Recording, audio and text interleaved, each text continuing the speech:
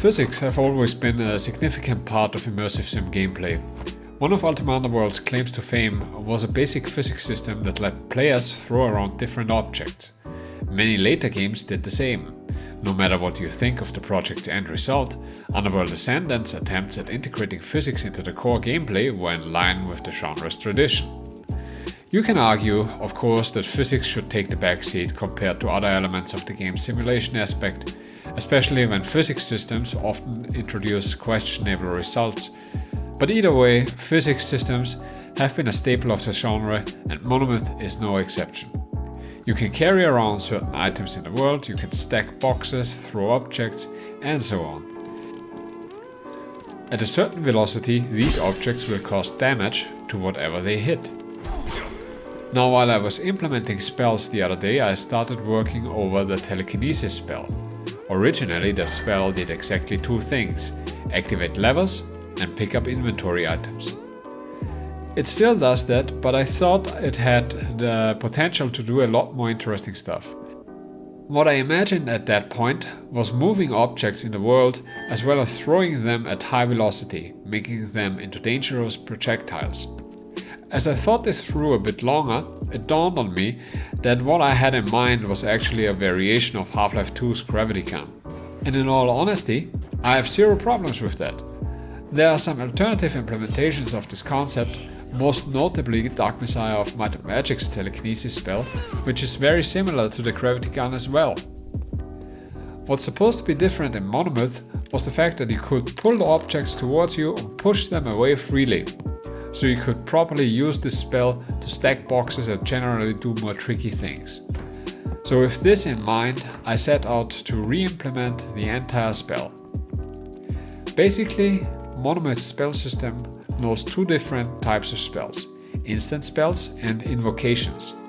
Instant spells are immediately activated after the spell animation is concluded, whereas invocations go through a few words of power first. The more words of power, the longer the casting time and the more powerful the spell. Here we already see the first problem when it comes to telekinesis. In most games where this spell exists, the caster holds the object for a longer period of time. When your spell system, however, is driven by a singular animation, no matter whether that animation is short or long, after the animation is done, the spell is cast. At that point, the logical engagement between the spellcaster and his target ends. The effect is, so to say, instant. With the initial implementation of the spell, that is of course no problem. The animation ends and an item is picked up or a lever is activated. So what you need is an additional state of spellcasting that is active over a prolonged time. I decided to make the Telekinesis spell into its own controller state. What you need to know about Monomyth's programming here is that not only do characters follow a state machine that determines what actions they can take, but the player controller itself also has a state machine, basically redirecting inputs from the player. Mostly these states are relevant to certain menus, but they can also be used to control player-specific in-world interactions. An example of that would be the combination state, in which a player can combine inventory items with the world. So when you cast the Telekinesis spell, what happens in the background is essentially this. The spellcasting animation is concluded normally, but within the executed spell-specific code, the spellcaster's controller, the player controller, is switched into the Telekinesis state and initialized with whatever object was hit. And now we are in a good position, because from an input perspective we can now pretty much do whatever we want without messing with any of the base character code. So the Telekinesis state allows us a handful of actions.